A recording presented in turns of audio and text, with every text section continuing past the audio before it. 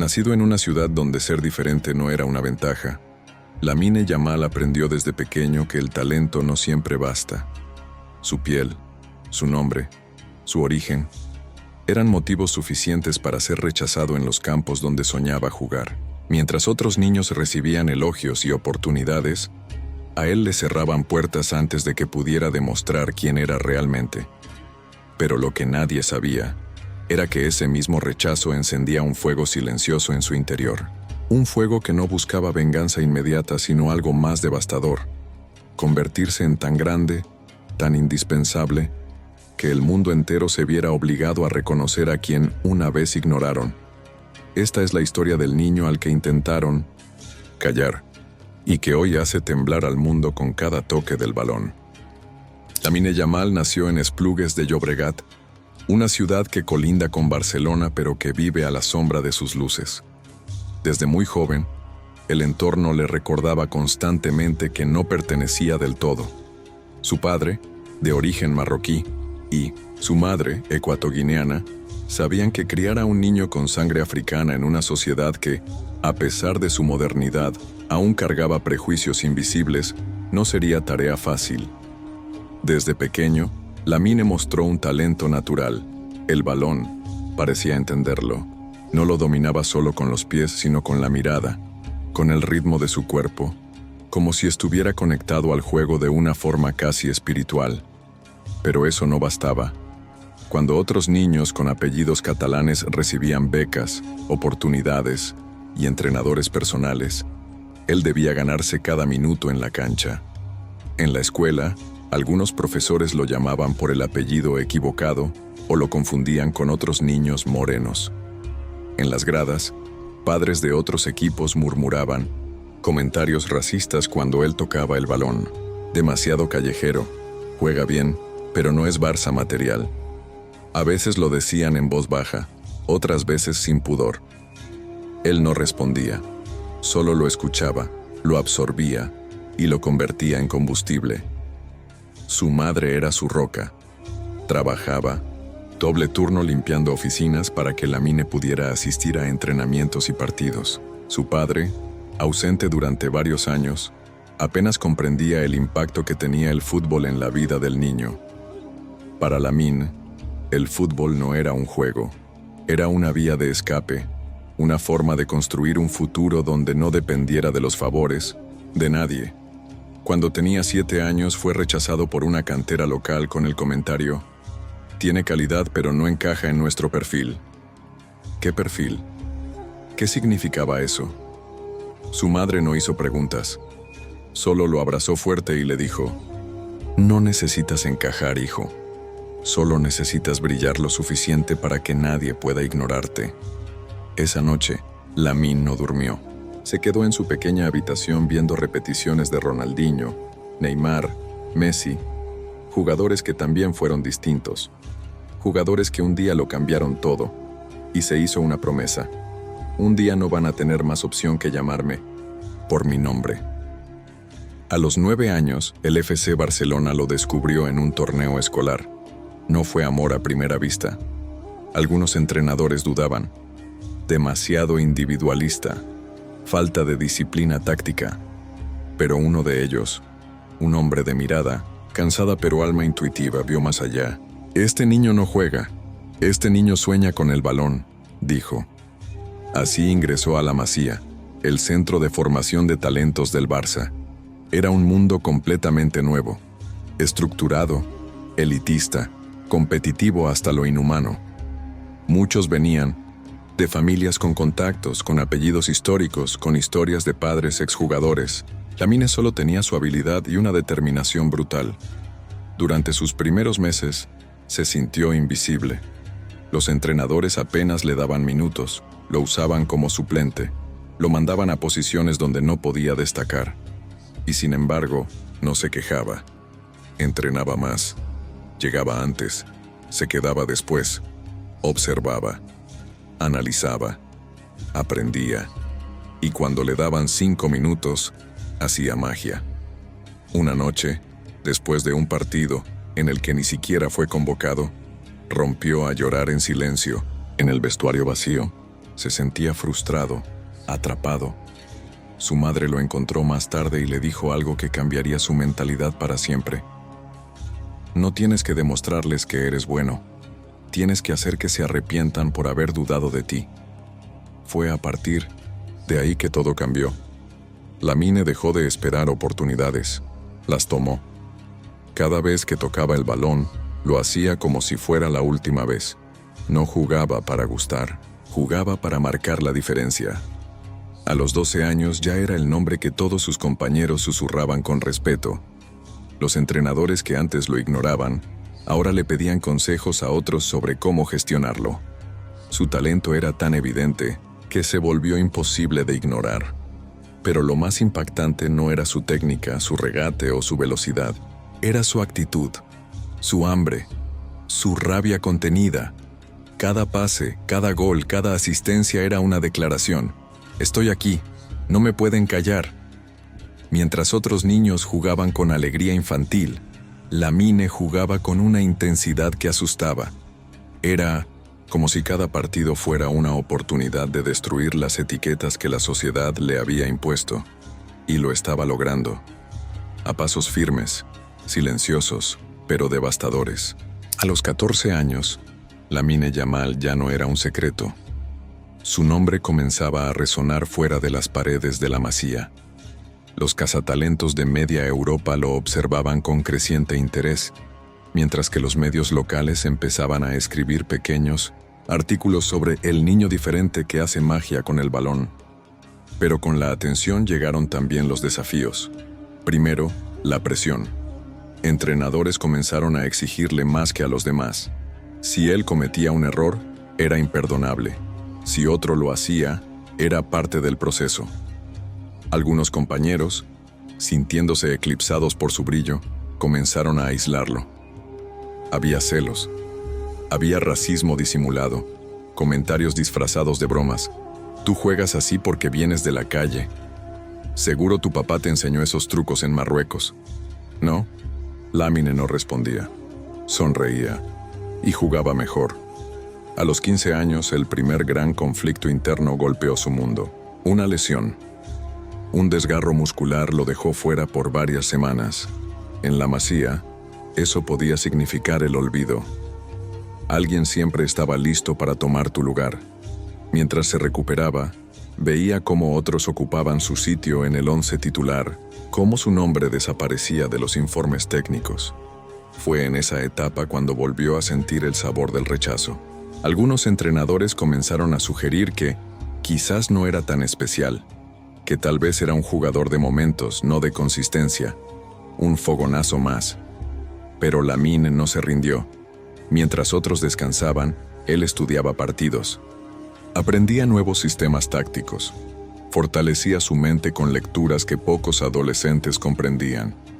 Cuando volvió, no solo era más fuerte físicamente, era más sabio, más paciente, más letal. Su regreso fue una declaración de guerra, silenciosa. En su primer partido post-lesión, participó en los 3 goles del equipo, uno de ellos con una jugada que dejó 3 defensores en el suelo y un portero humillado. Los gritos de las gradas no eran solo de admiración, eran de sorpresa. Nadie esperaba ese nivel de madurez táctica y emocional en alguien tan joven. Pero el verdadero punto de inflexión llegó cuando fue convocado por primera vez al primer equipo para entrenar. Tenía 15 años. El vestuario del Barça no era un lugar fácil. Estrellas internacionales, egos gigantes, ritmos de adulto. Muchos pensaban que solo iba a observar, a aprender, pero Lamine entró como si ya perteneciera allí. En uno de los entrenamientos, un defensa veterano lo empujó con dureza tras un regate. Una especie de bienvenida al mundo adulto. Lamine no dijo nada. En la siguiente jugada, lo dejó atrás, con un cambio de ritmo y metió un golazo. El silencio fue ensordecedor. Desde ese día lo respetaron. Xavi, el entrenador, lo observaba con atención. Veía en él una mezcla única, descaro e inteligencia, pasión y cálculo. En una reunión privada le dijo: «Tienes algo que no se entrena, Lamine. Lo que hagas ahora definirá quién serás para siempre. Ese consejo quedó grabado en su mente. Lamine redobló esfuerzos. Mientras otros jóvenes salían los fines de semana, él dormía temprano. Mientras otros soñaban con fama, él soñaba con ser leyenda. A los 16, debutó oficialmente con el primer equipo. No fue una entrada espectacular. Jugó 14 minutos. Pero en ese breve tiempo, mostró lo suficiente para que el mundo se diera cuenta. Había llegado. Los medios explotaron. La joya de la Masía. El nuevo Messi. Comparaciones que él detestaba. Yo no quiero ser el nuevo nadie. Quiero ser el primer Lamine Yamal, dijo en su primera entrevista televisiva. El eco de sus palabras retumbó. Representaban a una nueva generación. Una generación sin miedo, sin necesidad de esconder su identidad para encajar, pero el éxito no trajo paz. Algunos exjugadores comenzaron a criticarlo públicamente. Demasiado joven, le falta cabeza, lo están quemando. Otros jugadores, tanto en el club como en la selección, se mostraban tensos ante su ascenso meteórico. Incluso dentro del Barça, no todos estaban convencidos. Rumores de traspasos, de cesiones a otros clubes, la presión de la prensa, las redes sociales. Todo eso amenazaba con aplastarlo. Una noche, luego de un partido complicado donde no brilló, recibió una llamada inesperada. Era su padre. Hijo, recuerda quién eres. No eres producto de la prensa, no eres un ídolo de cartón. Eres Lamine. Eres el niño al que intentaron callar. Y con esas palabras, recuperó el centro. Al partido siguiente, contra el Real, Madrid marcó un gol y dio una asistencia. No celebró con euforia. Solo levantó el puño al cielo y cerró los ojos. Era un mensaje. No a los fans, no a los periodistas.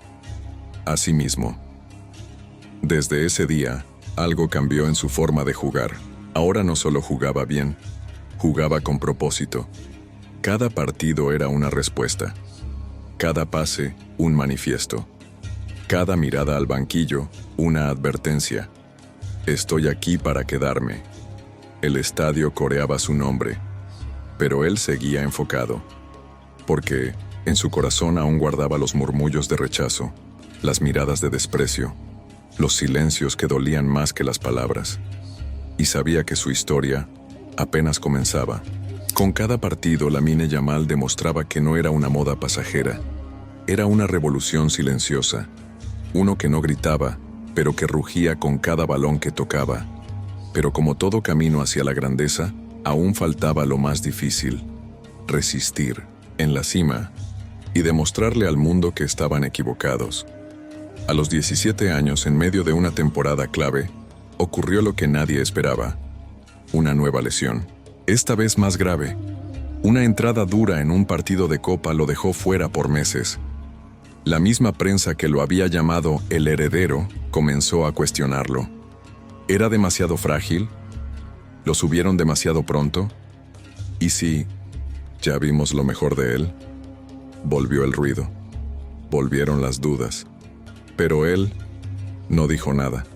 Día tras día, trabajó en silencio. Se fortaleció, no solo físicamente, sino mentalmente. Aprendió sobre respiración, sobre visualización, sobre control emocional.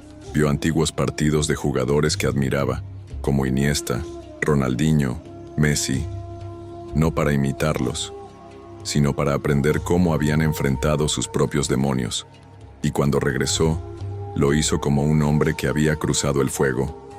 En su primer partido tras la lesión, el destino fue irónico.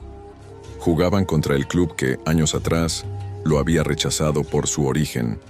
En la previa del partido, un exdirectivo de ese club incluso dijo en una entrevista: Lamine tiene talento, sí, pero no encaja en todos los proyectos, no es para todos los vestuarios. Ese comentario ardió en su memoria, y ese día, Lamine no jugó para gustar, jugó para dejar cicatrices. Marcó un gol, asistió otro, y humilló con un regate al mismo defensor que en redes sociales lo había llamado producto de marketing. Al final del partido, no celebró con saltos. Solo miró a la tribuna donde estaba su familia y asintió. El estadio explotó. El comentarista gritó: no lo quisieron por su origen y ahora lo comparan con leyendas. La venganza no siempre es rabia. A veces es simplemente presencia. Desde ese día, Lamine se convirtió en una figura inamovible del Barça. Los niños pedían su camiseta, las marcas lo querían como imagen, pero él seguía rechazando entrevistas superficiales. Prefería hablar en la cancha. Fue convocado a la selección nacional. En su debut, anotó y asistió. Pero no fue eso lo que sorprendió. Fue su madurez, su serenidad. En la rueda de prensa, un periodista le preguntó: ¿qué le dirías hoy a quienes no creyeron en ti? Él sonrió levemente y respondió: gracias. Silencio total. Ese fue el día en que dejó de ser una promesa y se convirtió en una voz, en una bandera para miles de jóvenes que crecieron escuchando que su nombre, su color o su barrio eran obstáculos. Pero su historia no terminó ahí. En una Champions clave marcó el gol que clasificó al Barça a semifinales. Ese día, el mundo entero lo puso en portadas, pero él no cambió. Siguió entrenando a la misma hora. Siguió visitando el barrio donde creció. Siguió recordando, porque los que vienen del silencio nunca olvidan cómo suena.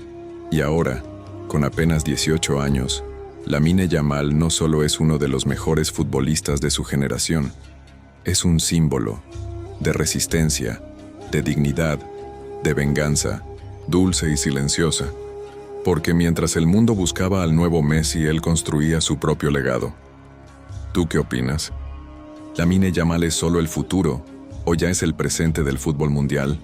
Queremos saber qué piensas. Déjanos tu comentario. Suscríbete para no perderte más historias de venganza, gloria y redención. Dale like si crees que el talento siempre encuentra su camino, aunque lo quieran esconder.